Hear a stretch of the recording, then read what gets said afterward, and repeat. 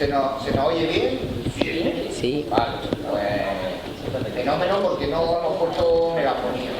Y creo que esta disposición horizontal es mucho más interesante cuando son grupos reunidos como el de hoy. Así que si nos escucha bien, fenómeno. No obstante, si queréis que hablemos más fuerte, lo que sea, pues... Bueno, bienvenidos. Hoy presentamos un libro, como venimos haciendo desde hace algún tiempo el Club Literario Calíope, pero en esta ocasión, en realidad, no solo es Calíope quien promueve este acto, sino que hay otra asociación que también está un poco empujando detrás de este acto, que es Filosofía en la Calle. Y el presidente de esa asociación está con nosotros porque es el que ha escrito el libro, que es Tomás José. Bueno, Antonio es el doctor en filosofía y él preside, como digo, la Asociación Filosofía en la Calle, que en alguna manera es hermana también un poco de Calíope, ¿no? Y la actividad de esta asociación es algo de lo que también hablaremos durante la charla. Lo dejaremos para el final, porque algunos de vosotros ya conocéis a Antonio, sois compañeros suyos del club de debate, y esa labor vamos a hablar sobre ella también. Pero hoy nos trae aquí este libro, Jesús Padilla Galvez, filósofo de la perspicuidad. Este es un ensayo académico, no advierto, es un ensayo académico sobre este filósofo, sobre Jesús Padilla Galvez. Y lo primero que quería preguntarle a Antonio es precisamente por qué Jesús Padilla Galvez, por qué este en concreto. Seguramente no os sonará de nada, pero va a resultar antiguo. Bueno, yo lo primero, muchas gracias por venir. Estoy encantadísimo de compartir con vosotros este momento. El momento en que yo voy a conocer al gran Jesús Padilla Galvez, que es un almeriense como cualquiera de vosotros. Pero yo siempre que voy, ya que me he hecho la pregunta del por qué, siempre que voy a una presentación me gusta ir al principio, al origen, a la causa primera que diría Aristóteles. ¿Cuál es el origen verdadero de este libro? Entonces, el origen verdadero fue una visión que tengo yo del mundo filosófico. Y tengo que remontarme al año 2015. Ese año ocurrió algo muy importante, que fue cuando se fundó la Asociación Filosofía de la Calle. Entonces, el primer acto público que tuvo esa asociación fue en la librería Sintagma, hoy, por desgracia, desaparecida. Fue su último acto público, yo pensé. Mi primer acto público es su último acto público, mal empezamos.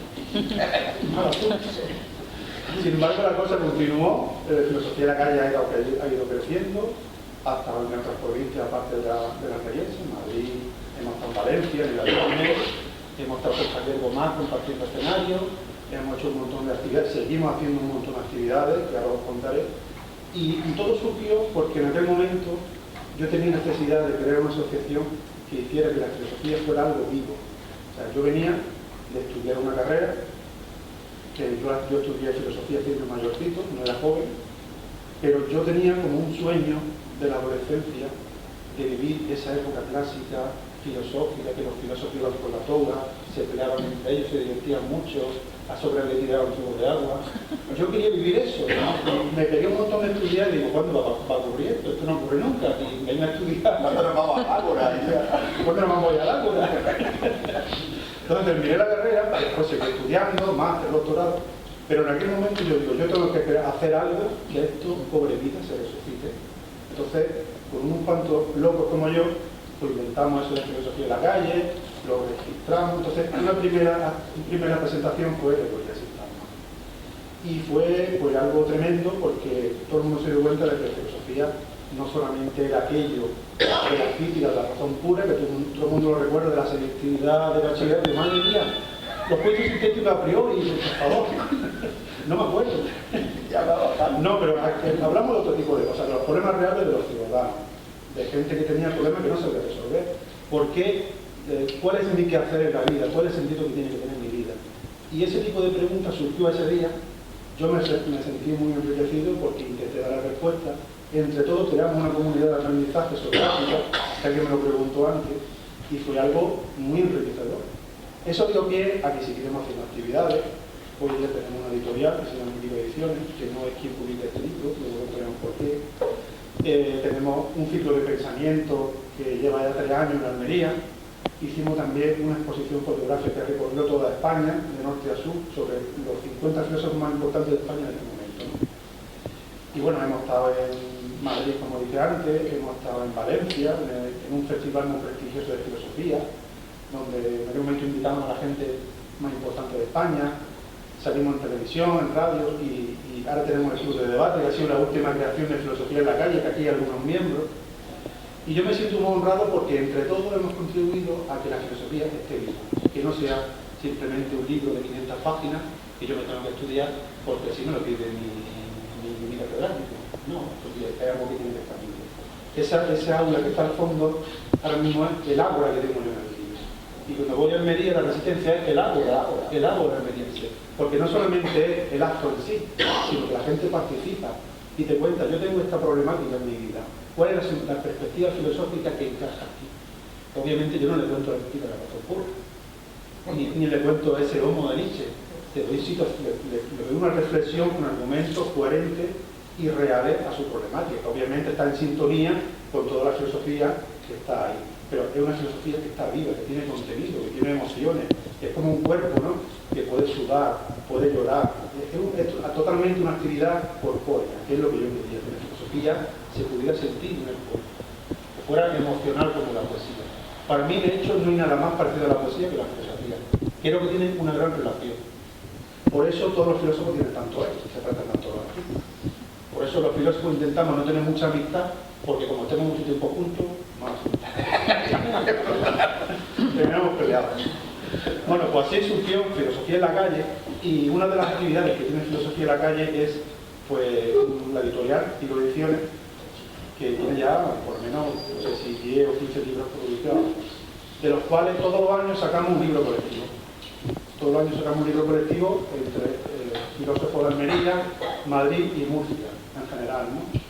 Este año, dentro de poco, vamos a publicar el 5º volumen, que se llama Ética Aplicada, que también es un libro, otro ensayo colectivo, sobre todas las posibles formas de ética aplicada.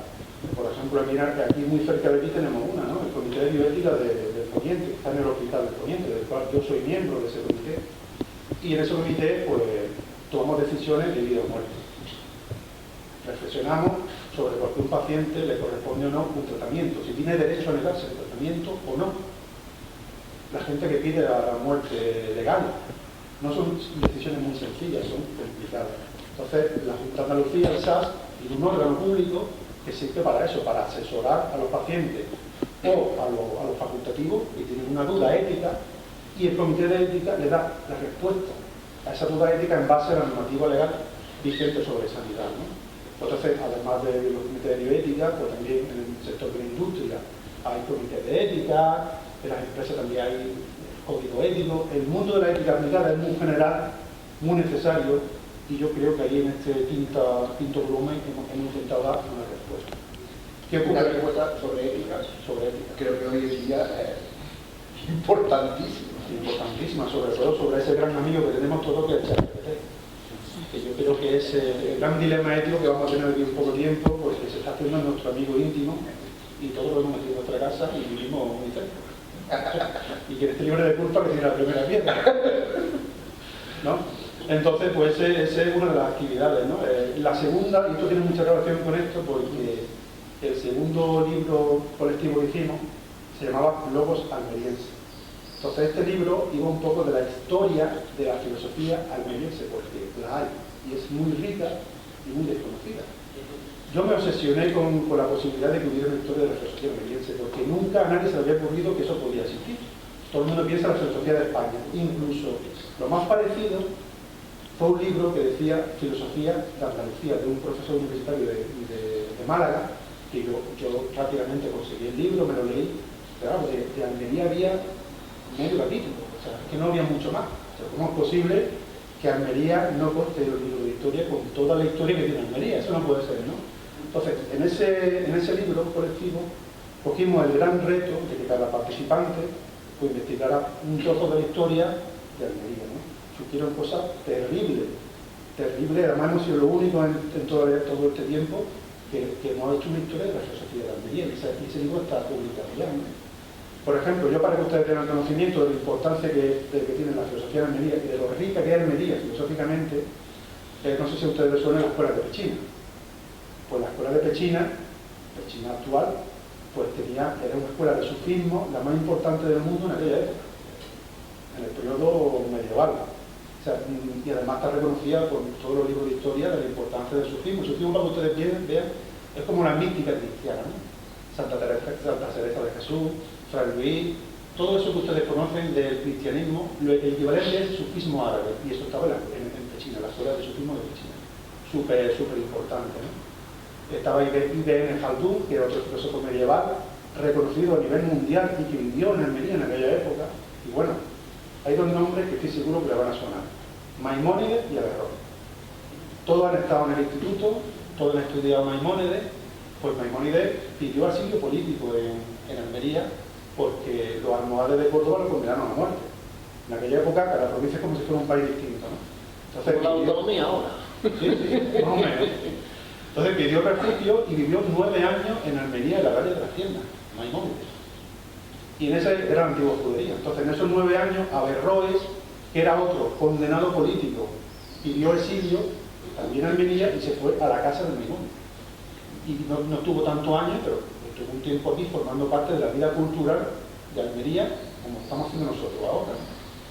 Eso yo pienso que es un trozo de la historia almeriense digno de mención y para nada que hay que olvidar, sino que hay que resaltar muy mucho, ¿no? Después de Maimónides de Averroes vino el krausismo en el siglo XIX. Fue una filosofía alemana que se introdujo en España y se quedó, nunca se fue. Porque la ideología, o mejor dicho, la identidad de la filosofía española fue lo que había antes del siglo XIX más la fusión con el krausismo, con la filosofía alemana, ¿no? De ahí surgió el gran Nicolás Salmerón, presidente de la Primera República, que nadie sabe que era filósofo, pero era filósofo, catedrático de metafísica de la Universidad Central, que es la Complutense actual. Inventó una línea nueva en el krausismo que fue el krausopositivismo. O sea, tuvo relación con Comte, con francés, un positivista. O sea, Nicolás Salmerón es un filósofo nada desdeñable, nada despreciable por su recorrido histórico y, por supuesto, una persona de estudio. Yo investigué a Salmerón cuando estaba haciendo el máster y la Universidad de Almería me publicó un libro precisamente sobre su faceta filosófica, nunca su faceta política, porque ya la conocemos todos. Y es un libro que llegó a Valencia, hubo gente de Valencia que tuviera interés en él, y tengo un proyecto ahora mismo con la UNED precisamente sobre que hago un máster sobre Nicolás Salmerón. O sea, Nicolás Salmerón, el almeriense, tiene mucho que decir todavía, o sea, que sigue siendo un gran desconocido. Después de Nicolás Salmerón nos vamos a Jesús Padilla, que es el siguiente gran filósofo almeriense que viene en recorrido histórico. Y yo les puedo contar un poco cómo llegué yo a conocer a Jesús Padilla y qué me motivó realmente a meterme dentro de su vida y cómo él también se metió en la mía, ¿no? No, la relación que tienes con Jesús Padilla no es meramente de dos estudiosos, sino que es una relación ahora mismo de hablar, sí, de amistad. Bueno, es una relación muy parecida a la que yo tuve, y además todo el cuento verídico, con Sánchez Dragó. Muchos dirán, Sánchez Dragó, por favor. Pues yo le hice, tuve una amistad con Sánchez Dragó, pero era por correo electrónico, nunca llegué a conocerlo, y todo surgió porque yo tuve una época que me dio por hacer entrevistas y publicarlas en prensa, ¿no? Ahora escribo artículos, pero al principio me daba por hacer entrevistas. Y yo le insistí, quiero que me haga una entrevista, él no, pero él no, su representante mejor dicho, que no, que dice que no insista. Yo soy muy cabezota, si alguien me conoce o me va a conocer dentro de poco me va a decir, Antonio, tienes razón, eres muy cabezota. Entonces yo insistí hasta que se me ocurrió, entendiendo el perfil psicológico de Sánchez Dragó, ponerme a su nivel. Entonces yo le dije a su representante, transmítele si él tiene lo que tiene que tener para que yo le haga una entrevista. A la semana me hizo una entrevista. Entonces, le hice la entrevista y se publicó en el diario El Mundo en aquel momento. Y de hecho está en la página de Wikipedia de Sánchez Dragó, está el enlace de esta entrevista. Y no solamente eso, sino que tenía una página web que era Dragolandia, que era del Mundo, ¿no? ¿Te acuerdas que tenía? era un blog que tenía dentro del... No. Entonces la publicó por fascículo en no sé qué año era, bueno, pues no me acuerdo ahora. Tuvo como seis enlaces, o sea, la dividió en varios trozos y le publicó en Dragolandia desde el verano hasta octubre, por ahí, y digo, madre mía, eso es fácil. La saca provecho. La saca provecho, ¿eh? Claro, y todos estos años pues yo estaba en contacto con él, yo he tenido la correspondencia, yo le he hecho preguntas, él me ha respondido, no estaba de acuerdo en nada de lo que me decía, y para nada desde el punto de vista ético ni político, pero bueno, tú no tienes por qué ser amigo de la gente que piensa como tú. Sobre todo tienes que ser amigo de la gente que piensa lo contrario. Yo pienso que eso es una amistad rica, porque te rebaten y eso te motiva, ¿no? Entonces nunca me dio la razón y no se le di a él, pero bueno, compartíamos discusiones. Entonces algo así surgió un poco la relación con Jesús Padilla, porque claro, en el libro que yo decía antes, Lobos Salmerienses, yo investigué a Salmerón, porque yo también estaba haciendo el libro de Salmerón para el máster, y por casualidad me encontré con Jesús Padilla, con algunos artículos de Jesús Padilla, y digo, madre mía, pero si yo me... Entonces, ¿qué fue lo que hice? Digo, lo vamos a dejar reservado para más adelante. Entonces, más adelante, como tuve tiempo, empecé a investigarlo, y cuando tomé la decisión de investigarlo, surgió que él ganó un premio, que fue la Cruz del Mérito Cultural de Austria, se la entregó el presidente austríaco, y yo lo vi a través de las redes sociales, de los medios de comunicación. Entonces, como yo soy colaborador del Diario de Almería, publiqué un artículo reconociendo el prestigio de este almeriense, de Jesús Padilla. ¿Qué ocurrió? Que no sé cómo ni por qué, pero él dio el artículo, mandó un agradecimiento al director y el director me lo reenvió a mí. Entonces yo le dije a Antonio Lago, director, ¿por qué no me da el correo electrónico de Antonio? Y yo quiero contactar con él, conocerlo. Y ahí empezó un poco la amistad con este hombre, me motivó a que yo siguiera investigando su obra, porque es una obra muy, muy extensa. Y justo en ese momento el Instituto de Estudios Almerienses, como vosotros sabéis, hacen convocatorias de publicaciones y convocatorias de becas de investigación.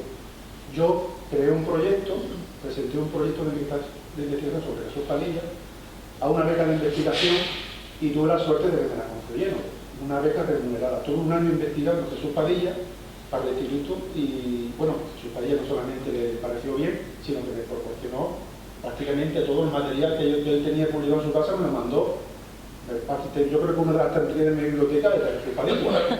Mi mujer tiene un cabreo conmigo que es tremendo, porque además son libros de estos grandes, no me vean. Entonces, él me proporcionó un montón de recursos, me ayudó un montón en su propia investigación, porque el hombre le hizo muchísima ilusión, ¿no?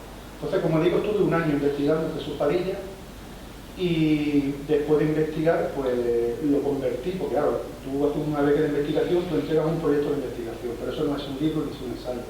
Después tienes que adaptarlo al formato de ensayo que es este libro. Lo tienes que adaptar y le he incluido una entrevista que yo le he hecho a él sobre su perfil psicológico, que tiene mucho que decir su perfil psicológico, y está ahí porque este hombre no tiene pelo en la lengua. Jesús Padilla no tiene pelo en la lengua. Entonces ahí empezó todo. Cuando estaba por fin el trabajo hecho, ya hay ediciones tuvo a bien considerar este libro podía ser publicado. Yo ya había publicado antes con ellos otro libro y apostar nuevamente por mí. La verdad es que yo estoy muy satisfecho con Geray Ediciones porque lo forma un equipo de personas bastante profesional, bastante coherente y que han apostado por la cultura almeriense, ¿no? Una editorial de Almería no es autoedición, es una editorial convencional que apuesta por ciertos trabajos, ¿no? ¿Por qué Jesús Padilla? ¿Por qué Jesús Padilla? ¿Por qué tiene que ser un filósofo de la perspicuidad? Sí, ¿Qué es la perspicuidad? Pues Jesús Padilla es un filósofo. Mi trabajo de investigación sobre él parte porque es un filósofo ninguneado en Almería. Es muy ninguneado, o sea, nadie sabe que existe en Almería y es nativo de Almería, nació en la calle Séneca. Cuando fue un adolescente, por cuestiones políticas, cuestiones económicas, se tuvo que ir a Alemania con su familia y se fue en un momento en que había aquí la posguerra, estaba la posguerra española y él llegó allí en un momento de esplendor alemán. Además estaban los Juegos Olímpicos, y yo que llegó, estaban los Juegos Olímpicos allí, pero entonces, pues, aquello fue una explosión de conocimiento, de felicidad, para él que era un adolescente que el momento hormonal es tremendo, ¿no? Entonces aprendió muy rápidamente el alemán, estudió filosofía en la Universidad de Colonia, ahí en nada, se doctoró allí y su vida en Alemania fue una vida bastante enriquecedora a nivel cultural. Conoció a muchísima gente, que incluso le llegó a conocer a Husserl, que fue un gran filósofo de aquella época. En los años 80 regresó a España, estuvo en Murcia, después se fue a Toledo, que es donde vive ahora, en Toledo, profesor titular de la Universidad de Toledo. y ha seguido su trabajo como filósofo. ¿En qué consiste su obra y por qué me atrae? Y por qué pienso que es una labor de justicia social, de justicia cultural, hacer un libro sobre él. Porque yo creo que Almería no puede dar la cara a la historia, cuando Almería está más que demostrada que es una tierra rica en filosofía. O sea, no puede ser que un presidente de la Primera República nadie sepa que sea filósofo, que haya sido catedrático de metafísica. Eso no puede ser. Que la gente no lo conozca, ¿no? Tampoco puede ser que Jesús Padilla nadie sepa que existe en Almería. Que en España sí se sabe quién es, pero es un filósofo de los malditos, tiene un montón de conflictos con mucha gente, la institución lo castiga, pero en Almería ni siquiera eso, la gente no conoce ni su nombre. Entonces, eso no puede ocurrir. Alguien de Almería, un filósofo como yo, cabezota, con una asociación, tenía que tomarse la responsabilidad de dar a conocer a Jesús Padilla, porque yo creo que es justicia cultural y justicia histórica, ¿no? Sobre todo porque el trabajo que él hace no lo puede hacer cualquiera. No se trata de un filósofo al uso cualquiera, que hace divulgación, profesor, no. Es un filósofo que ha hecho cosas muy importantes y me voy a contar ahora. Sobre todo, es un gran investigador de la obra de Wittgenstein. Wittgenstein, no sé si lo conocen o recuerdan del instituto, pues fue el gran filósofo del siglo XX, ¿no? El Tractatus Logicus Philosophicus, que fue una obra clave en aquel momento, ¿no? Que luego el filósofo creó una segunda obra, porque solamente escribió 2 libros en su vida, que era Investigaciones para criticar su primera obra. No sé si ustedes son capaces de escribir un libro y un segundo libro para criticarse a sí mismo. Yo no lo voy a hacer. Pero él lo hizo, o sea, no estaba de acuerdo con lo que había hecho, que tuvo que publicar otro para contradecirse a sí mismo. Digo, madre mía de mi vida.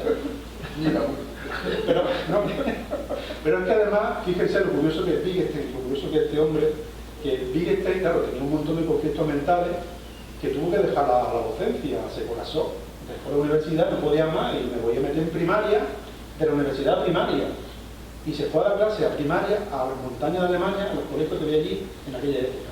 Estamos hablando de hace mucho tiempo, ¿no? Claro, pero fue un mal profesor de primaria, es lo que conoció, fue un pésimo profesor de primaria, tuvo que volver a la universidad porque le dio los niños, pues le castigó físicamente a los niños. Claro, después se dio cuenta de que se había equivocado, porque la gran virtud de Wittgenstein es reconocer que se equivocaba. Cosa que es una virtud que no todo el mundo tiene, reconocer sus errores, ¿no? Entonces, mucho tiempo después, cuando él ya estaba otra vez en el seno de la universidad, había envejecido, regresó al pueblo alemán donde había estado a pedir disculpas. Ya no eran niños, eran adultos. ¿Qué ocurrió? ¿Qué fue lo que ocurrió? Que ninguno le perdonó. Nadie lo perdonó. Ningún niño le quiso perdonar porque había sido profesor duro, muy duro. Pero él por lo menos tuvo el acto de regresar, dar la cara y pedir disculpas. Su segundo libro de investigaciones va para criticar su primer libro, Tractatus. Yo creo que es la única vez en la historia que ocurrió eso. Solamente publicó 2 libros y uno fue para hablar mal del primero. Tremendo, ¿no? Y admirable. Entonces, el primero, que es de lo que se trata este encuentro, Tractatus Logicus Philosophicus, va a establecer los límites de la realidad, los límites del mundo. Y que esos límites del mundo están en el lenguaje. Donde no lleva el lenguaje, no existe el mundo, no existe la realidad. Es decir, lo que no se puede nombrar con palabras, no existe. Por lo tanto, no puede fallar, como decía el mismo Wittgenstein. Pues esto y un montón de cosas más le resultaron interesantes a Jesús Padilla, y no solamente investigó su obra, sino que se convirtió en el mejor intérprete del mundo de la obra de Wittgenstein, a nivel internacional. Sus trabajos de interpretación y traducción de Wittgenstein están en la Biblioteca del Congreso de Estados Unidos, en las mejores bibliotecas de Alemania, tiene un gran prestigio internacional que en España no se sabe. La obra de Wittgenstein, además, ha sido analizada y ha sido interpretada por muchísimos filósofos, ¿no? Y la controversia que él crea con muchos de los que interpretaban la obra de Wittgenstein ha sido, digamos que su manera de verlo es la que ha triunfado. Claro, porque ¿qué ocurre? Que otros traductores, intérpretes de esa obra, hacían análisis filosófico en base a las traducciones de las traducciones. Un poco analizaban los elementos que ya estaban en los libros, ¿no? Pero Jesús Padilla no se conformó con eso. Fue a la obra original, al manuscrito a máquina de Wittgenstein, lo rescató y tradujo desde ahí, desde el manuscrito original de Wittgenstein. Y esa traducción es más fidedigna, obviamente, que la otra. Dicen Jesús Padilla que traducir no puede hacerlo si no está dentro de la manera de ser de las personas que hablan el idioma. O sea, efectivamente, entonces si tú no formas parte, digamos, de esa comunidad, es muy difícil traducir y dar un sentido exacto, digamos, ¿no? de lo que se expresa. ¿Qué es lo que ocurre? Que Jesús Padilla tiene la virtud de hablar perfectamente el alemán y el austríaco, porque ha vivido yendo a Noruega. Entonces conoce el idioma de Wittgenstein, conoce el alemán, tiene todos los elementos a su alcance para ser el mejor intérprete del mundo. Entonces, ya digo, su obra está reconocida a nivel mundial como mejor intérprete y continuador de la obra de Wittgenstein en cuanto a filosofía del lenguaje. Ha hecho muchos estudios, análisis sobre lógica, por ejemplo, ¿no? También tiene un montón de recursos de filosofía práctica, pero sobre todo es un filósofo muy controvertido. O sea, la razón por la cual, cuando regresó a España, no ha tenido el reconocimiento que debiera, porque para mí este libro es un reconocimiento y una labor de justicia social, es porque el mismo Jesús Padilla ha ejercido de filósofo maldito. ¿Por qué? Porque ha tenido un montón de enfrentamientos con las instituciones. Y bueno, ¿por qué? Porque es un poco socrático, cree en su propia autenticidad, no permite que nadie le compre a nivel institucional, y eso obviamente a él le ha traído muchísimas consecuencias de los años 80. Estaba comentando antes a Santi que fue un programa de televisión española y nunca volvió más a televisión española, le cerraron la puerta. Y le cuento la anécdota, fue porque yo el programa lo busqué, porque me lo contó, y lo voy a investigar porque tiene que ser interesante como los debates de otros filósofos. Y como lo que Gustavo Bueno, que se peleaba con todo el mundo, ¿sabes? Entonces pues, encontré en YouTube el programa de este hombre y había otro filósofo allí que defendía la idea de que la verdad era sustancial, es decir, que había una verdad dentro del objeto, pero lo que había que hacer era investigar el objeto para encontrar la verdad que había dentro del objeto. Bueno, entonces él dijo, entonces hay una verdad distinta dentro del objeto. ¿Cuántas verdades hay? Él dijo que no, que la perspectiva de la verdad era que la verdad era un concepto lingüístico, un concepto democrático. La verdad es un concepto que creamos entre todos como un constructo cultural y que todos aceptamos democráticamente dentro de nuestro juego social. Y esa es la verdad, y siempre será temporal, nunca absoluta ni eterna. Entonces dijo esto, pero lo dijo de una forma tan vehemente, tan convencido de lo que decía, que los demás se acojonaron, perdone la expresión. Y claro, eso no era lo que creía Televisión Española, rápidamente le cerraron las puertas, nunca más volvió a Televisión Española, porque era una persona vehemente y ese tipo de cosas se castigan mucho en España. En este libro, sabiendo el perfil que tiene, yo como ven me junto con los mejorcitos de España, Sánchez Dragón, Jesús Padilla.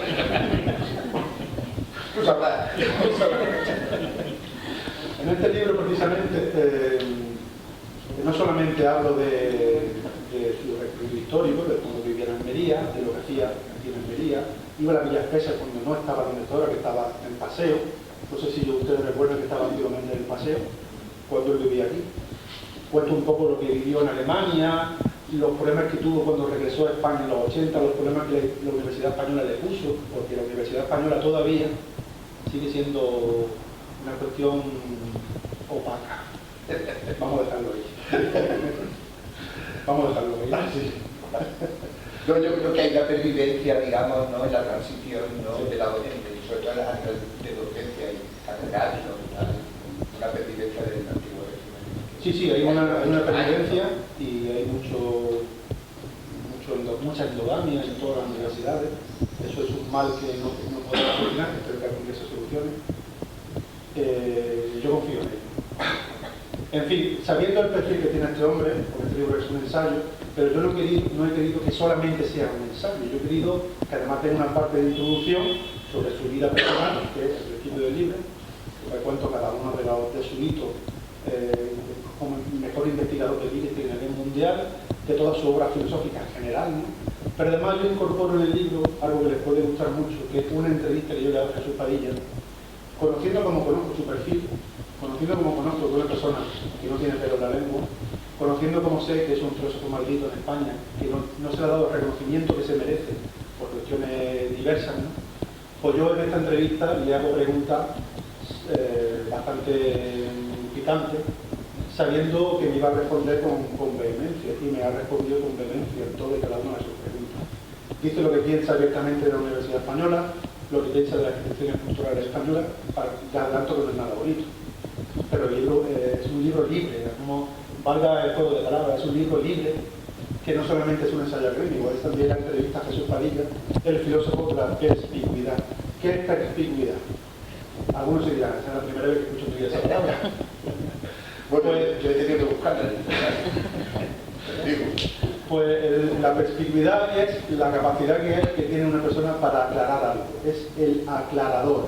Entonces, cuando este hombre ha estudiado tanto a Wittgenstein, ha escrito tanto sobre Wittgenstein, es porque lo que hacía era aclarar las cuestiones dudosas que existían sobre su obra. Por eso se le denomina el filósofo perspicuo, el filósofo que aclara las dudas. Como le ponía el ejemplo antes a Santi, es como cuando estábamos en el instituto y llegaba el profe y decía, no, espera, no termine todavía, siéntate ahí. Está equivocado en esto, en esto, en esto, en esto y en esto. Hazlo otra vez de nuevo para que sea perfecto. Ya me lo has dicho en el parte que me diga, no, hasta que no lo termine no te levantes. Cuando sea perfecto te levantes de la silla. Eso es un filósofo perfecto. El que te aclara que está equivocado y te invita a que lo rectifique y lo hagas perfecto. Pero claro, eso molesta mucho. Eso molesta terriblemente, que le digan que te has equivocado y que tienes que hacer esto, además te lo impongan, eso molesta, pero por eso es un gran filósofo olvidado, porque su forma vehemente de expresarse puede molestar, pero eso no le convierte en mala persona, le convierte en una persona enamorada de la filosofía. Entonces yo creo que ese amor que tiene por la filosofía, por la obra de Wittgenstein, se merece un reconocimiento que nunca se le ha hecho en España, sobre todo en Almería, que nunca ha habido ese reconocimiento. Yo creo que los libros de historia de Almería tienen que empezar a contar con ese nombre, porque se lo ha ganado a pulso a nivel mundial. Entonces no puede darse el caso de que su historia sea ignorado a partir de ahora de la cultura almeriense. De ahí la importancia de que este libro se dé a conocer y por lo menos la gente conozca que existe este filósofo almeriense posterior a Salmerón, porque Almería está la Almería anterior a Salmerón y la posterior. Entonces la posterior a Salmerón, el filósofo más importante es Jesús Padilla. Eso es algo que tiene que dar claro en lo que dice. Jesús Padilla vive, ha ido y me contaba que tenía un problema de salud y tal, pero que a él le gusta la Almería y la tiene un problema de salud, tiene un problema del hígado y de hecho hace poco tiempo vino a Almería, yo lo conocí, fue una experiencia bastante grata. No paraba de hablar porque la gente obviamente habla mucho. Pero es una persona que si tú la escuchas detenidamente puedes sacar un aprendizaje constante de lo que dice. Y merece la pena escucharlo. Yo cuando terminaba iba al baño, cogía el teléfono y apuntaba lo que me había dicho y digo, para que no se me olvide, porque no hay que tantas cosas. Entonces yo, el tiempo que estuve aquí en Almería, yo lo disfruté tremendamente porque el conocimiento del barrio que tiene es tremendo. Y no ha vuelto todavía, él sabe que yo estoy difundiendo este libro, que yo lo he hecho por reconocer su obra. No ha vuelto aquí desde entonces porque tiene achaques de salud, hasta regresar al hospital, tiene un problema en el hígado, pero tengo el compromiso de que va a regresar con su familia a su tierra y obviamente cuando venga pues haremos algo para que él se la conozca aquí, es lo mínimo que le conozca. Es un hombre joven, tiene 61 o 62. Bueno, más, es muy joven. Jovencísimo. ¿Por qué la controversia está tan mal vista, Antonio? ¿Por qué criticar está tan mal visto? ¿Por qué estar en contra de una argumentación nos lleva al enfado en lugar de a la reflexión? Claro, porque la verdad siempre es ofensiva. Porque hemos construido una vida, no yo sino cualquiera, una vida emocional que nos protege, nos hace sobrevivir emocionalmente respecto al mundo que nos rodea. Aunque pensemos que nuestra vida se basa en la razón, no, se basa en las emociones. Todos hemos construido un mundo a nuestro alrededor para la supervivencia emocional. Entonces, en ese mundo todos tenemos un increíble ego, todo el mundo pensamos que somos maravillosos, que somos buenas personas, que tenemos un montón de virtudes, aunque no tengamos ninguna, pero todo el mundo creemos que las tenemos, ¿no? Entonces, la verdad no tiene importancia en ese mundo que hemos creado, no tiene ningún tipo de valor. Lo que importa es el sentido que nosotros le demos a la vida.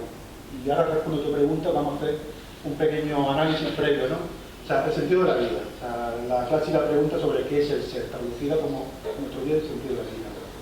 Yo tenía un programa de radio que se llamaba Talento, que le preguntábamos a personas famosas o anónimas cuál era su sentido de vida, ¿no? Y tiene mucho que ver con tu pregunta. Entonces, había como 3 clases de respuestas, pero además coincidía todo el mundo, ¿no? Una de las respuestas era que la vida tenía un sentido histórico, es decir, yo recordaba el sentido que me daba mi padre, que me daba mi amigo, y yo añadía de mi cosecha propia un poquito más, pero me quedaba con ese sentido de la vida, el que yo había escuchado, adaptado a mí. Esa era la primera respuesta. Para uno era la justicia, para otro era el trabajo, para otro era X, lo que fuera, ¿no? Un sentido histórico, de mi momento histórico. Había otro grupo de personas que pensaban que la vida no tenía sentido, eso es absurdo, por mucho que vuelta que le dé, no se puede demostrar nada, la vida no tiene ningún tipo de sentido. Y había un tercer grupo de personas que decían, ¿no?, que la vida evidentemente no tiene sentido, era absurda. Pero tenemos que ir por cada época de nuestra vida adaptándonos a nuestro momento histórico y cambiar y tener un sentido distinto en cada momento. Es decir, si yo soy joven tengo que tener un sentido de la vida, cuando tenga 50 años tengo que tener otro, cuando tenga 60, o sea, el sentido de la vida tiene que ir evolucionando porque si no me quedo en los años 80. Y eso no puede ser. Eso eran las 3 grandes grupos de respuesta que me dio la gente. Pero yo tengo un cuarto grupo. Bueno, tengo mi respuesta. Y mi respuesta es que la vida en realidad no tiene sentido, es absurdo. Por muchas vueltas que le dé, no va a encontrar ninguna prueba racional de nada. De hecho, todas las grandes construcciones lógicas de la humanidad se parten de un absurdo. O sea, yo no quiero ahora que nadie se ofenda, ni que piense que yo soy otro ficticio filósofo colectivo. Dado mi antecedente amistoso, no quiero que nadie piense más de mí. Otro Jesús. Pero además lo hago sin ningún tipo de mala fe, ni mucho menos. Por ejemplo, la religión. Nunca se pudo demostrar el determinismo religioso con ninguna prueba fehaciente. La fe es respetable, pero no demostrable. Entonces, todos los constructos racionales de la religión se basan en un absurdo demostrable. La ciencia determinista y indeterminista, todo ese grupo de argumentos que hemos creado científicos, parte de un absurdo que llamamos teoría del Big Bang. Vamos a dejarlo ahí, el Big Bang. El Big Bang dice que de la nada surgió una gran explosión. Pero según las leyes de la física, de la nada no puede surgir la explosión, tiene que haber componentes, una carga explosiva y un combustible. O sea, de la nada una explosión, según la ley de la física, es imposible. Por lo tanto, todo el mundo físico parte de un absurdo. El mundo de la biología dicen que la vida surge de la materia orgánica, los procesos termodinámicos de la materia orgánica. Pero la materia orgánica viene de la materia inorgánica, donde no hay ningún proceso termodinámico. Otro absurdo. O sea, todos los constructos racionales que queramos parten de un absurdo, por lo tanto la vida no tiene sentido. Pero ¿qué pasa? Que aunque la vida no tiene sentido, el ser humano tiene la capacidad de inventar uno. Podemos inventarnos uno que nos beneficie. Y si el que inventamos sirve para algo, mejor todavía. Si nos hace felices, entonces esa es mi postura. De inventar uno. Al final todo es un símbolo. Al final todo es lenguaje. Todo es lenguaje. El mundo acaba donde termina el lenguaje. Donde no hay lenguaje no hay mundo. Entonces, si somos capaces de inventar un mundo útil para nosotros, útil para los demás, productivo en nuestro entorno, que además nos hace felices, chapó. Y por ahí viene Jesús Padilla. La pregunta que tú me hiciste. Bueno, te pregunto por cierto. ¿Por qué la controversia molesta tanto? Claro, porque si tú me dices algo y yo te digo algo en contra de eso, en lugar de pararte a pensar, te enfadas conmigo. Buena memoria. O sea, hemos creado un mundo emocional, como volviendo al principio, hemos creado un mundo emocional, ¿no? ¿Qué pasa? Que si alguien nos destruye nuestro mundo emocional, nuestro mundo creado, como he dicho, no tiene sentido, pero lo inventamos. Es un mundo simbólico, emocional. Si alguien nos destruye eso, nos hunde. Nos destruye como ser humano. ¿Cómo vamos a permitir que una verdad destruya nuestro mundo emocional? Lo vamos a impedir siempre. Es un mecanismo de defensa. Entonces, la verdad ofende porque tiene la capacidad de destruir los mundos emocionales de los demás. ¿Qué pasa? Que cuando una persona confía que la verdad puede mejorar su propio mundo, está abierto a la verdad. Pero hay personas que creen que la verdad no va a mejorar su propio mundo, por lo tanto se cierra a la verdad. Entonces la verdad es peligrosa si no sabes gestionarla. Entonces Jesús Padilla es de los que piensan que la verdad es productiva para todas las personas, pero hay personas que no creen en la verdad. Cuando os juntáis en el grupo de debate, en realidad se trata de eso, o sea, se trata de plantear posturas opuestas, ¿no?, en las que hay controversia, pero no hay pelea, no hay violencia, ¿no? Menos mal. Aquí hay unos cuantos que Hemos tenido un debate muy, muy interesante. La verdad es que hemos tenido un debate tremendo. Hay empatía, ¿no? Hay mucha empatía. Sí. Mucha empatía. Pues yo creo que falta mucha en nuestra sociedad. Cuando yo decía, por ejemplo, un caso que yo era, nos repartieron a cada uno un grupo político. Nos dieron el tocho de lo que pensaba cada grupo, que había elecciones, y yo decía, madre mía, menos mal que a mí me tocó dentro de lo que yo era. Pero te podía haber tocado uno que estuviera contigo. Pero bueno, y ahí todos debatimos una cosa que me mi madre y a mí, acabamos peleándose. Pero claro, todo esto tiene también una lectura muy positiva. Lo que hacemos en el grupo de debate, y lo que tú has dicho de por qué la controversia genera enemistad, y es que tiene una lectura positiva socrática. O sea, la verdad es peligrosa porque te puede destruir tu mundo emocional, pero la verdad puede ser constructiva si tú la sabes gestionar o si alguien sabe impactarte de forma efectiva. Por ejemplo, tú vas a un médico que obviamente si te manda un tratamiento químico está haciéndote una agresión a tu cuerpo, pero es un mal menor para el beneficio que puede producir, ¿no? Entonces, quien sabe gestionar la verdad como disparador de la verdad, si sabe hacerlo de forma progresiva, puede generar que esa persona abra su mente a la verdad y la acepte. ¿Quién hacía eso? Esa es la mayéutica, eso es la mayéutica. Esas son las preguntas. O sea, un filósofo tiene que preguntar más, quizás, y dejar que, bueno, el método socrático vamos a decir, y dejar que sea su interlocutor el que avance. Claro, la filosofía no sirve para dar respuestas. Ojo, sirve para dar preguntas, porque las respuestas son temporales. No hay una verdad absoluta, hay una verdad temporal. Entonces, lo que menos importa es la verdad, porque es temporal, cada cual tiene que elegir a su vez. La pregunta es lo importante, porque la pregunta es lo que te lleva a la respuesta. Entonces, si la pregunta es buena, serás capaz de encontrar miles de respuestas. Y que la respuesta te puede llevar a otra pregunta. ¿Qué pretendía Sócrates? Provocando controversia, porque era un provocador. Lo que pretendía Sócrates crear era una comunidad de diálogo, como hacemos en el club de debate, una comunidad de diálogo que es también una comunidad de aprendizaje. El diálogo es un método de aprendizaje. Entonces, ¿cómo hacía él en el ágora? No sé si saben que Sócrates tenía un apodo, se llamaba el Tábano, por algo sería. Bueno, Platón tenía, bueno, saben que Platón es un apodo también, ¿no? Platón es un apodo. Han escuchado como Plato. Plato es el hueso que hay detrás. Entonces él lo tenía muy desarrollado. Entonces, él se llamaba de verdad Aristóteles, que se parece mucho a Aristóteles. Entonces, claro, los discípulos de uno se confundían, Aristóteles, se confundían mucho. Entonces, claro, como era un hombre muy deportista, que además tenía una espalda muy ancha, entonces le llamaron Platón como apodo referente a su espalda. Por eso Platón es un apodo, es un mote. Es como si decíamos hoy aquí en nuestro mundo el espalda ancha. Eso es Platón es un mote. Confucio que era porque te confundía con todo el mundo. Pero yo no sé. Ese es un nombre de verdad. Ese sí es de verdad. Pero Platón es un mote. Platón es un mote. Bueno, Yo tengo una pregunta. sí. A ver, dentro del sentido de la vida, tú has dicho que había tres opciones, la que contestaba más la gente y la que tú piensas. Yo pienso que entre el 3 y el 4, o sea, están relacionados. Todo está relacionado. Por ejemplo, yo, el sentido de la vida mía es el que yo quiero llevar. Es decir, lo mismo me da ahora por estudiar integración social, que dentro de 2 años digo voy a cambiar a matemáticas. O sea, que tu sentido de la vida va evolucionando. Sí. Entonces tú estás en el tercer grupo de respuesta que me daba. Es un sentido de la vida camaleónico, adaptativo. Perfecto. O sea, nunca te quedarás en el principio, llegarás al final. Yo también me llegué al final, no me hago nada, pero... Bueno, volvamos al método socrático. ¿Por qué le llamaban el tábano? Eso no es por casualidad. Entonces, Sócrates estaba, por ejemplo, en el ágora, que es como si nosotros dijéramos el ayuntamiento, que la gente iba a debatir sobre cuestiones X. Bueno, tienen que saber, iban al pleno, tienen que saber que la filosofía se puso de moda gracias a los políticos.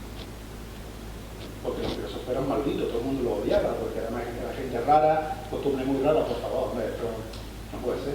Entonces, los políticos descubrieron por casualidad, cuando iban al Ágora, porque era, en aquel momento había dos puntos de encuentro sociales, el Ágora y el gimnasio. Era donde la gente iba a hacer vida social. No había cafetería, ni televisión, pues ni siquiera estudio. Entonces, en el Ágora, los políticos por casualidad iban para allá, porque el Ágora era un mercado, realmente era un mercado.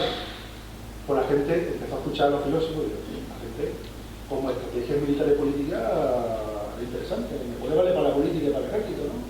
Entonces se pusieron de moda los filósofos gracias a la política, los políticos los pusieron de moda. Claro, los pusieron tanto de moda que imitaron sus costumbres. Imitaron, por ejemplo, la homosexualidad, pasó de este condenado a muerte a ponerse de moda. El cambio fue tremendo, ¿no? Todo el mundo terminaba con todo el mundo aquí. Ponerlo de moda ahora también. ¡Viva la filosofía!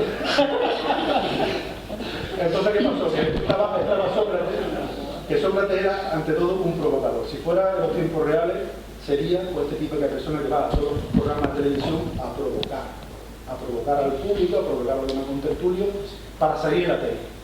¿Por qué? Porque tenía una misión personal que era estar por su abiertamente, ¿no? Estaba en el Ágora, cogía un grupo de X personas y empezaba a hacerle preguntas, una pregunta, otra pregunta, hasta que conseguía que ese grupo, yo que sé, 5 personas, 6 personas, estuvieran peleados discutiendo entre ellos. Es así como Eduardo Lina. ¿Has dicho tú? Cuando había conseguido que ese grupo estuviera discutiendo, se iba a otra. Está muy bien, ¿no? Claro, era un provocador, ¿no? Era un motivador, un provocador, y al final todo el árbol estaba discutido. Todo el árbol estaba Pero siempre y cuando tienes que hablar, porque ese hombre que no te habla. Entonces, el objetivo que él tenía era que la gente pensara. Pero la única forma que él tenía de que la gente pensara era provocarle un diálogo que sirviera para que ellos descubrieran que sus argumentos no eran tan poderosos como ellos consideraban, dieran su propia grieta argumentales y empezaran a escuchar a los demás. Porque a los demás tenían algo que decir. Entonces consiguió que la gente descubriera, con tanto discutir, que no tenía razón. Pero además lo que decía el otro era interesante. Entonces eso es crear una comunidad de aprendizaje, una comunidad dialógica, donde todos tienen algo que decir y todos tienen algo que aprender.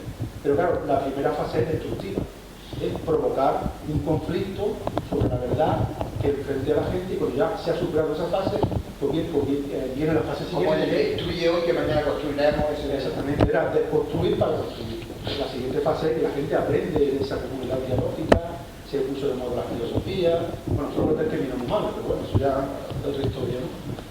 Pero fue consecuencia al final. Fue consecuente porque el contexto histórico fue el siguiente.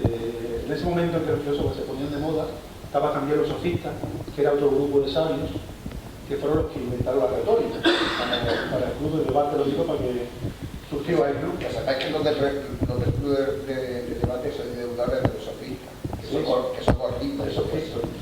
Entonces los sofistas eran un grupo de sabios que iba al Ágora, que inventaron de hecho la retórica, todas las técnicas retóricas actuales vienen de ahí, de los sofistas. Pero ellos no pretendían encontrar ninguna verdad, pretendían vencer en los debates intelectuales.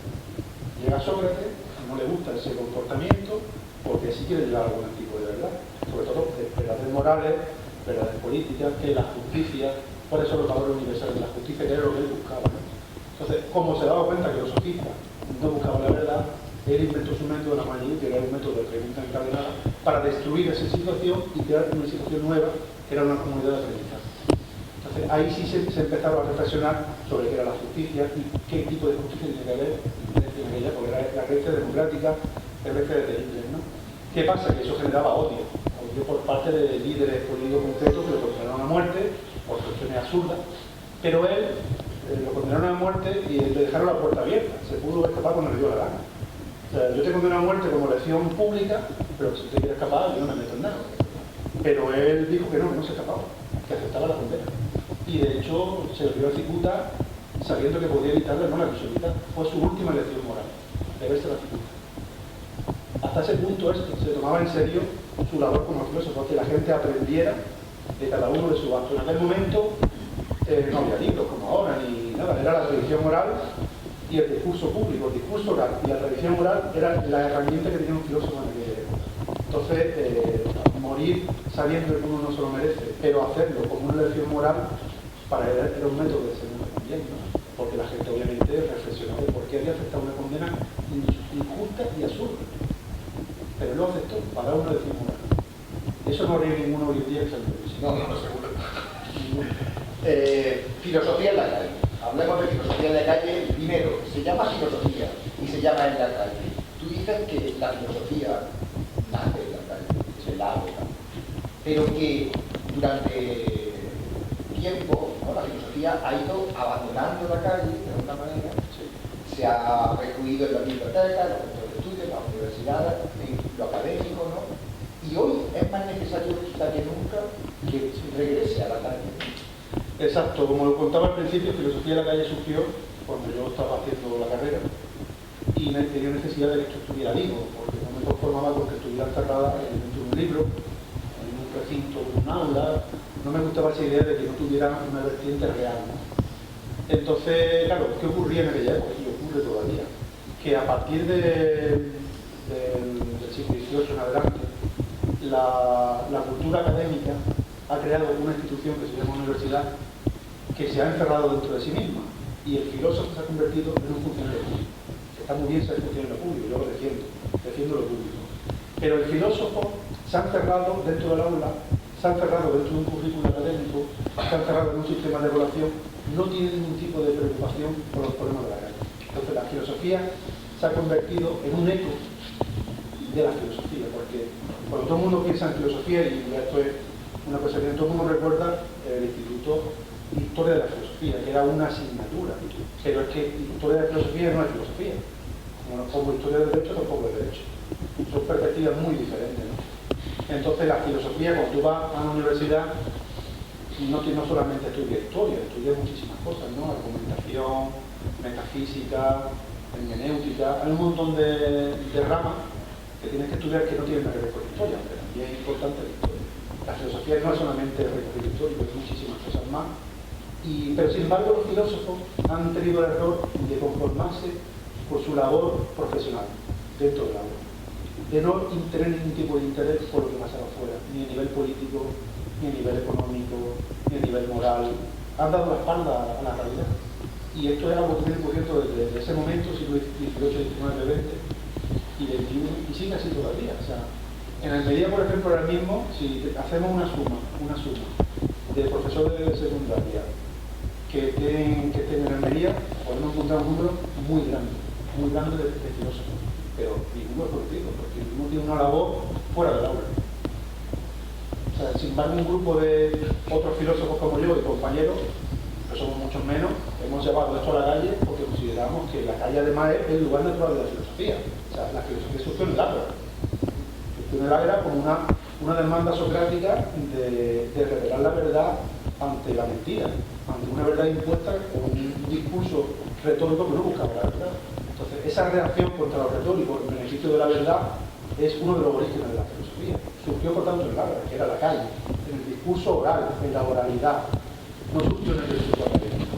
Entonces, si el verdadero lugar de la filosofía realmente es la calle, es allí donde tiene que estar otra vez.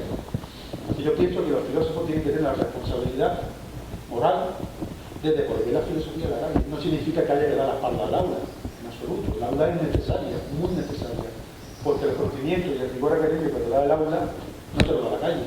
Pero obviamente todo lo que ocurre en el aula tiene que estar al servicio de la calle, porque en la calle están los problemas reales, los problemas políticos, los problemas de los ciudadanos, los problemas existenciales de las personas que están, por ejemplo, como demandantes de empleo, que no saben qué hacer con su vida, gente que se quiere suicidar, que a mí me han preguntado qué hago para no suicidarme, gente que tiene problemas médicos. Los problemas reales están en la calle y es donde tienen que estar los filósofos. Vivimos una sociedad muy pragmática, Antonio, y ¿en qué sentido la filosofía, digamos, no puede ser útil hoy en día? ¿No? La filosofía debe ser útil. El problema es que no es útil porque la gente tiene, como decíamos antes, la referencia, digamos, académica, la referencia, digamos, al libro, que la cultura es un placer contemplativo histórico, pero no tiene la gente la idea o la referencia de que puede ser un valor útil para su propia vida. Por ejemplo, cuando la gente tiene un problema con su pareja o X, acude al psicólogo. Considera que el psicólogo le va a ayudar, y de hecho lo ayuda, eso es un reconocimiento, pero ¿por qué no cura el filósofo? El filósofo tiene otra clase de conocimiento que le puede ser útil a esa persona que tiene problemas existenciales, ¿no? A mí, por ejemplo, me preguntó una chica que era psicóloga, pero también era paciente de salud mental, y además iba a dar un taller a los suicidas. Psicólogo, suicida previa, iba a dar un taller a los suicidas. Esto es, como ha dicho el compañero, un libro de Monty Python. Una bomba. Ay, el compañero que estaba aquí. Esto es de Monty Python. Entonces me pregunto, ¿qué le digo yo a esta gente? Si no lo sabes tú, Entonces yo le dije, mira, Ese es el camino fácil, ¿no? Entonces yo le dije además, creo que el argumento más poderoso para evitar el suicidio es la curiosidad. La curiosidad es lo que te hace no suicidarte. ¿Por qué? Porque y si mañana mi vida cambia y es mejor, me lo voy a perder. ¿Y por qué tengo yo que perder? Esto sí va a ser mejor. Lo que me toque es que sea bueno, yo quiero vivirlo, ¿no? La curiosidad es lo que te evita el suicidio, porque la gente que no tiene curiosidad es la que se suicida. No quiere saber lo que va a ocurrir mañana. Dice, mi vida no tiene remedio, no va a haber un mañana. Cree que saberlo todo. Quieren saberlo todo, pero ¿y si mañana es mejor? ¿Qué ocurre? ¿Me lo voy a perder? Entonces yo lo que le dije fue eso, que hablara de la curiosidad. ¿Qué significa la curiosidad del filósofo, por ejemplo? Entonces, la gente que tiene un problema, ¿por qué no acude a un filósofo también, además del psicólogo? Yo creo que la filosofía debe ser útil. En los años 80 se inventó un concepto que me encanta, que se llamaba filosofía clínica. Se inventó en Alemania por un tal Gerd Achenbach que conoció Jesús Padilla, porque fue en aquellos años, y era una persona que hizo las famosas consejerías filosóficas, la asesoría filosófica, que era filosofía clínica. O sea, la gente iba y el filósofo estaba delante, tenía una conversación como si fuera un psicólogo, y el filósofo le daba respuestas sobre la experiencia vital de la persona que acudía a él, ¿no? Era un discurso socrático sobre la experiencia real de una persona. Salían ideas nuevas, argumentos nuevos, y a las personas eso le era útil. También había asesorías colectivas. La gente iba, además se puso de moda en Alemania en aquel momento. ¿Qué ocurrió? Que en aquel momento un tal Luz Marinov, que a lo mejor han leído el libro Más Platón y menos Prozac, le suena, de Luz Marinov, llevó todo esto a Alemania, y a Estados Unidos, y los norteamericanos, obviamente, se cargaron del proyecto. Crearon el corporativismo,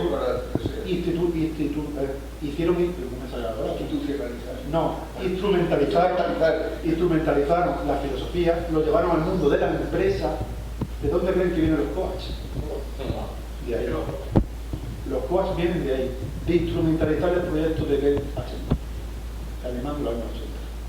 Entonces, si eso no hubiera ocurrido, si Luz Marinov no hubiera tenido una gran idea de llevarse a Estados Unidos, igual la filosofía clínica tenía más relevancia hoy día. ¿Qué es la idea? Que la filosofía sea útil. Y sea útil dando respuestas o planteando preguntas a los problemas reales de la gente que está en la calle, porque en la calle está la filosofía, la gente tiene problemas reales. Entonces, con ese tipo de personas hay que tener una conversación, y eso fue lo que quisieron hacer en el programa Talento. En el sentido de la vida, llevábamos gente con problemas reales. Éramos como 4 o 5 personas en Sandy Radio, y el programa versaba sobre su vida. O sea, no se hablaba de otra cosa que no fuera la vida de esa persona. Como si fuera una consejería filosófica de Gerd Achenbach. Y todo se basaba en el sentido de la vida de esa persona y sus problemas reales. Recuerdo que un día vi una persona, fue el peor caso de todo, que era una persona que tenía ELA. ELA no tenía aquello mucha solución. Y la conversación que tuvimos aquel día con esa familia fue muy dura, porque ¿cómo le damos nosotros esperanza a una persona así?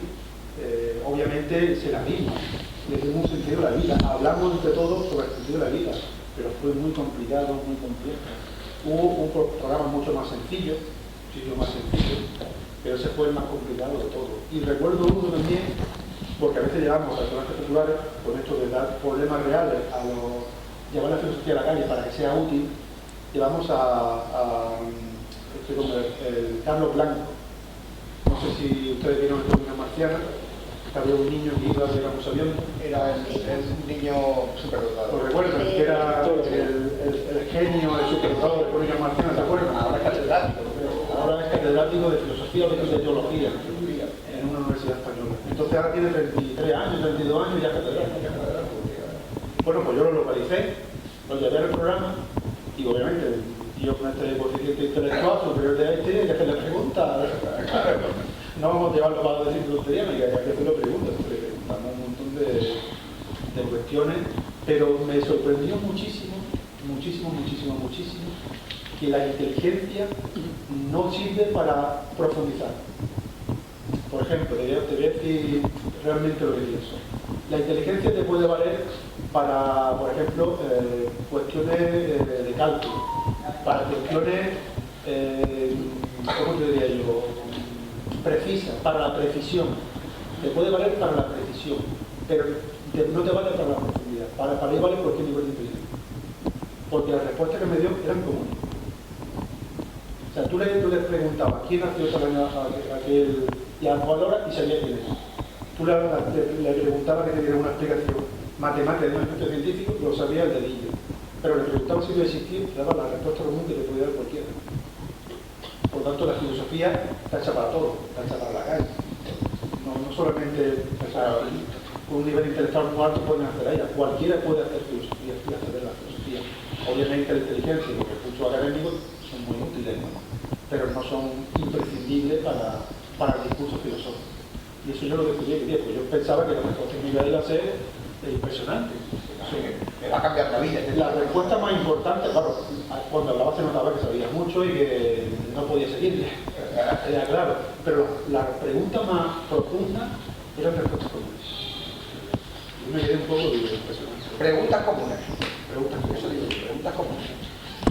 ¿Qué queréis saber sobre filosofía en la calle, sobre Padilla, sobre Antonio Guerrero? Podría ser la filosofía, Antonio, clínica, un complemento, lógicamente, de la psicología clínica, convertirlo en terapia también, junto con la psicología y la psiquiatría, ¿no? Claro, de hecho, en psiquiatría hay una terapia que se llama terapia cognitiva, que es como también 20 y 39. psicología, lo sabes, terapia cognitiva, que consiste en revisar los conceptos culturales del paciente y darle un entendimiento de por qué esos conceptos culturales llevan a una determinada patología.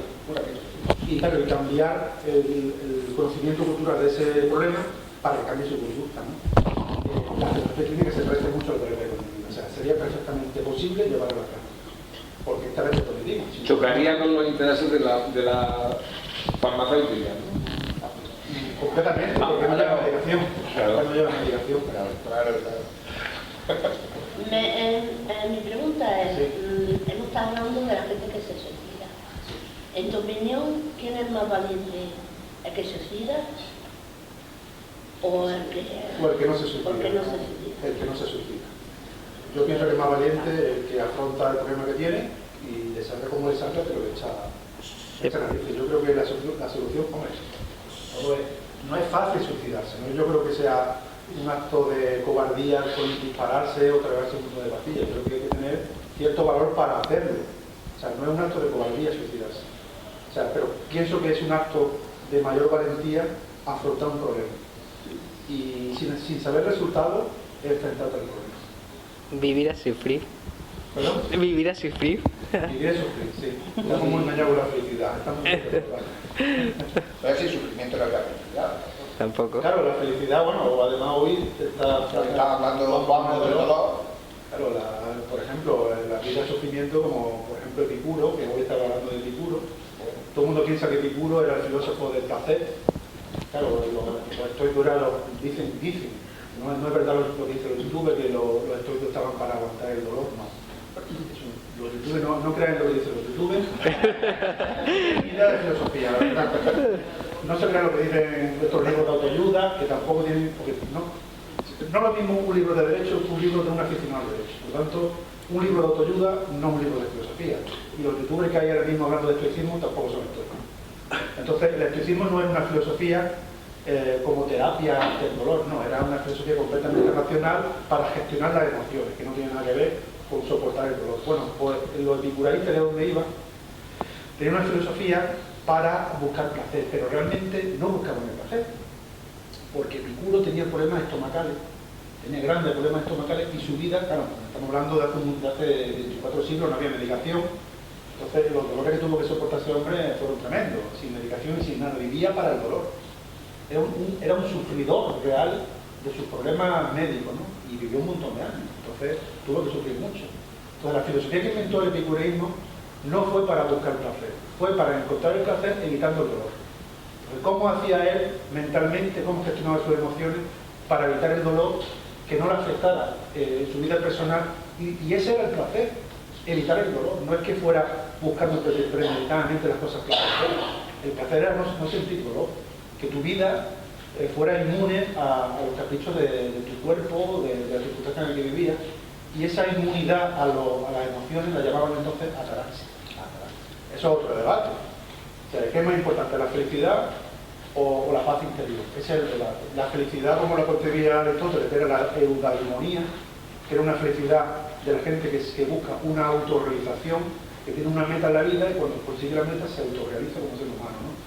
O la otra felicidad que era la paz interior, que lo que evitaba era inmunidad emocional, porque la paz interior es inmunidad emocional. ¿Cómo se consigue la inmunidad emocional? Como hacía los estoicos, como hacía los epicureístas, que era gestionando la emoción. Entonces, eso es un gran debate. ¿Qué nos importa más, la felicidad o la paz? Yo me quedo con la paz. La felicidad, en todo caso, es una cuestión muy subjetiva y tiene que ver mucho con aspectos sobre los que no se puede generalizar. Claro, no es común. La felicidad no puede ser algo común. No todo el mundo busca tiene la misma meta, pero la paz interior sí puede ser común porque es una gestión emocional. Y esa gestión emocional te puede llevar a esa sensación de desconexión de los problemas que tú tienes hasta que no te lleguen a afectar en lo más mínimo. Eso se lo llamaban ellos ataraxia. La ataraxia, por ejemplo, Epicuro, estaba en su jardín, era ese estado que estaba en el jardín, estaba, digamos, evadido de los problemas y estaba en una situación placentera absoluta. Eso era la ataraxia. Total desconexión. No tomaban drogas, que nadie piensa. No, sí, no, pero creo que... ¿Cuál es la diferencia principal? Está por aquí, oye. Perdón. Yo te quería hacer dos preguntas. A ver, preguntar si no es más complicado. Sí.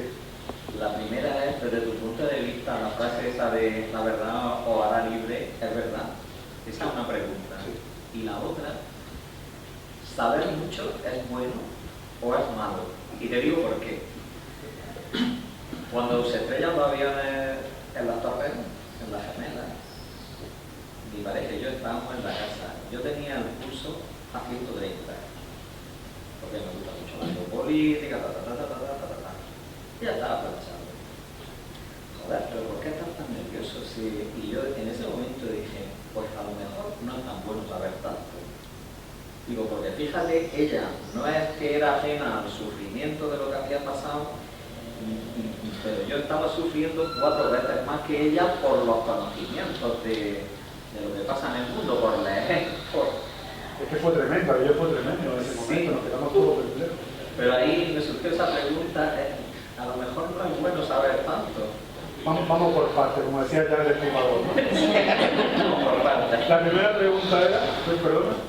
Si la frase de la verdad os hará libre, Yo pienso desde que mi sí. punto de vista es cierta. Yo pienso que sí, porque... Perdón, pero es que has dicho antes que cuando conoces la verdad se destruye tu mundo. Claro, ese era el debate de antes, porque hemos construido un mundo emocional y la verdad no nos interesa en nuestro mundo emocional, nos interesa la mentira. La mentira tiene una función psicológica importantísima y social. Y la verdad puede destruir nuestro mundo emocional. ¿Y qué ocurre? Que hay gente que abre su mente y puede considerar, a lo mejor yo puedo mejorar mi mundo emocional con la verdad. Pero hay gente que no, que dice, no va a mejorar nada, no quiero saber la verdad porque no va a mejorar nada. Esa es la pastilla de Macri. Claro, yo pienso, y Santi creo que también, de los que piensan que la verdad puede mejorar mi mundo emocional, y yo la acepto la pastilla de la verdad, porque pienso que es constructiva para mi interior y para la sociedad en general. Esa es mi propuesta y mi aceptación, sin duda alguna, ¿no? Y la segunda pregunta de si es bueno saber la verdad, para mí sí, sin duda alguna. ¿Por qué? Porque hay una serie de problemas inevitables que todos vamos a tener en la vida, o algunos y otros no, pero todos vamos a tener problemas, son inevitables. Entonces, conocer mucha cantidad de verdad te da una serie de recursos para adaptarte a esos problemas y sobreponerte. O sea, darle la espalda al conocimiento Es un poco cerrar tu propia historia, acabar con tu propia historia personal, con tu propia biografía. Porque en el momento que venga un problema, te destruirá ese problema. Sin embargo, el mayor número de conocimiento hará que cuando venga un problema nuevo, tú te adaptes y continúes tu biografía personal. Es curioso, Antonio, que nunca habíamos vivido en un mundo donde la gente expresase orgullo por no tener cultura.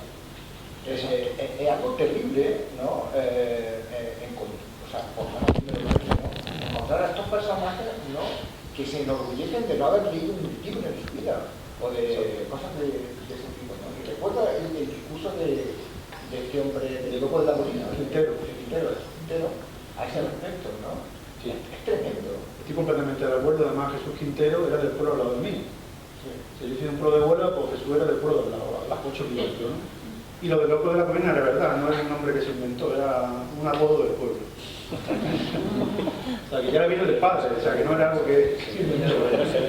Lo llevaban los padres. La incultura es lo que se está comentando, es lo que le está dando visibilidad. Sí.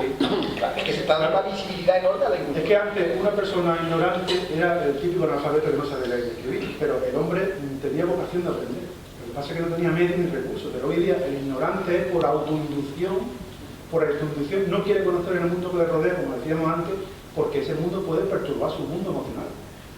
Y eso le está encerrando en su propia historia. ¿Y quién induce todo eso? ¿Quién maneja todo eso? Hay un montón de teorías conspiranoicas. Sin lo conspiranoico. Se ha creado una cultura donde no hay valores, donde no se educa para valores morales, no se educa para inteligencia emocional. Hemos creado toda una cultura digital donde impera sobre todo la inmediatez, la apariencia, la apariencia inmediata, claro, el placer inmediato, y donde no importa para nada las cuestiones más relevantes. Entonces todos nos hemos metido en un fango tan grande que ya no sabemos salir de él. Nos asusta salir de ese fango digital. Nos da miedo enfrentando al mundo real más allá de lo digital, porque hay como otro yo digital que tiene que sobrevivir en las redes, pero no le importa sobrevivir en el mundo real. Es más importante el mundo digital. Y nos hemos cerrado a la verdad, porque la verdad... Pues entonces mejor que los apagores. ¡Qué maravilla! Exacto. Esa es la palabra clave. Ese día descubrimos que no somos seres digitales. ¿Por qué no pasa nada por un poco de...? Yo sí quería preguntarte... Espera, que hay una preguntilla. Sí, quería preguntar, antes has mencionado que para Jesús Padilla la verdad es temporal, por tanto mi pregunta es, ¿para Jesús Padilla no hay una verdad que sea necesaria o sería relativista Jesús Padilla su visión de la realidad? Bueno, Jesús Padilla sigue un poco la línea de Wittgenstein. Wittgenstein decía que donde no llegan las palabras no existe nada, el mundo se acaba donde terminan las palabras. Obviamente en ese mundo, cuando llegó ese descubrimiento, dijo que la filosofía había muerto. Para Wittgenstein no había ningún tipo de verdad absoluta. Jesús Padilla sigue esa misma línea. No hay nada necesario, todo es temporal, porque todo se centra en el lenguaje, que es un sistema de referencia.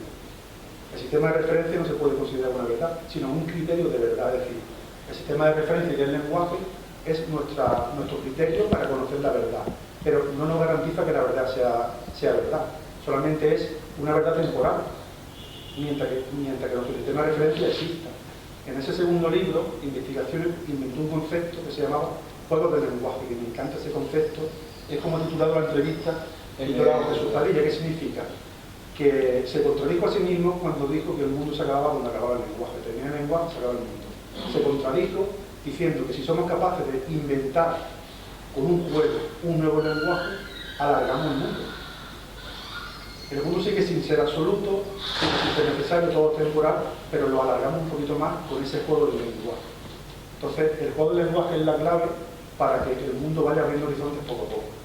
O sea, lo que decíamos antes del sentido inventado de la vida, que tenemos que inventar uno, que no dé sentido sea útil, pues un poco va por ahí. No es nada absoluto, todo es relativo, pero tenemos que ir evolucionando, creciendo, inventando nuevas cosas.